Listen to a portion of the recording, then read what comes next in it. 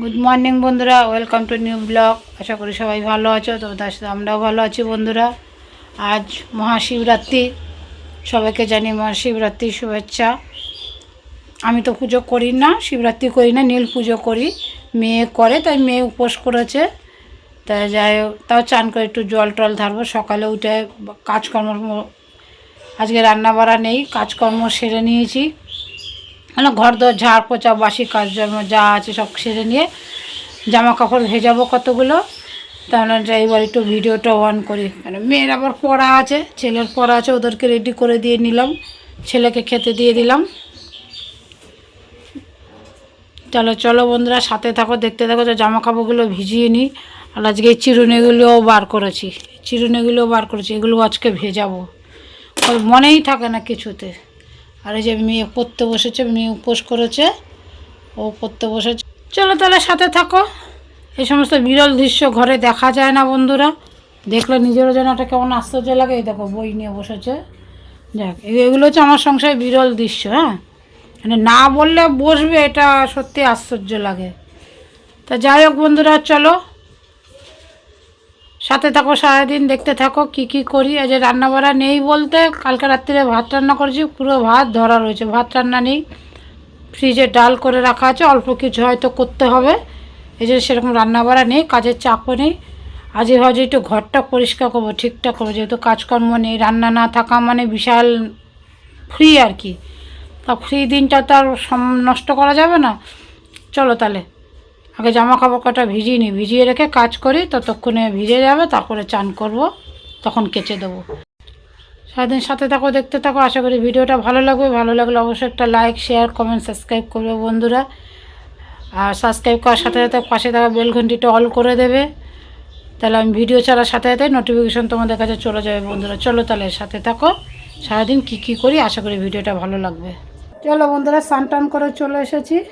এসে একটু শিবের মাথায় জলও ঢেলে নিলাম, জামা কাপড় কেচাবে, স্নান করে এসে গেছি। ছেলে পুজো দিয়ে পড়তে চলে গেছে, আমি এসে একটু জল ঢাললাম, মেয়ে তো বিকালে ঢালবে। জামা কাপড় কেচে নিয়েছি। আর দেখো বন্ধুরা, এই নাইটিটা পরেছি, যত দেখেছো তোমরা, বড়বাজার থেকে কিনেছি। এই নাইটিটা পরেছি, কেমন হয়েছে বলবে। হ্যাঁ, পুরো দেখা যাচ্ছে, এইটা পরেছি।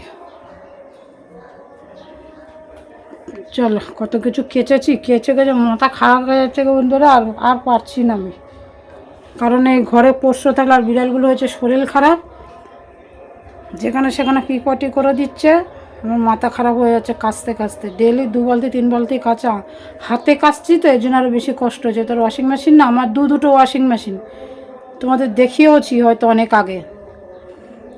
দুটো ইঁদুরের তারগুলোকে কেটে রেখেছে। মিস্ত্রিকে ডাকতে ডাকতে আমি আজ 1 বছর হয়ে গেল, কোনো মিস্ত্রি পাওয়া যাচ্ছে না বন্ধুরা। এই হাতে কাচতে কাচতে আমার জীবন শেষ হয়ে যাচ্ছে। চলো সাথে থাকো, দেখতে থাকো। এই দেখো বন্ধুরা, এই 1 গামলা কেচেছি, এই 1 গামলা কেচে দিয়েছি। এখন এই ছেলে তো নেই, এই গামলাতে আর বালতিতে ভাগ করে দেবো, তাহলে আর কি ছাদে নিতে সুবিধা। নাহলে গামলা করে নিতে তো অসুবিধা, অনেক আছে, একদম চাপ যে একটু আছে তো, ভারী প্রচণ্ড। ও, মেশিন থাকলে কী হয় বন্ধুরা, মেশিনে শুকিয়ে নিতাম, আর এই ঝামেলা থাকতো না। এই দেখো, এই 1 বালতি 1 গামলা হয়ে গেল। চলো, আর কি করা যাবে। এই যে এই বাচ্চাগুলো না শরীর খারাপ হয়েছে, যেখানে বাথরুম টাথরুম করে দিচ্ছে, এগুলো না কেচে আর ইউজ করা যায় বলো। চলো, এখানে দুধ বসিয়েছি গরম, এই দুধ বসিয়েছি। ওখানে ভিডিও করতে করতে দুধ উলে এসেছিল, চলো দুধটা ঢেকে রাখি।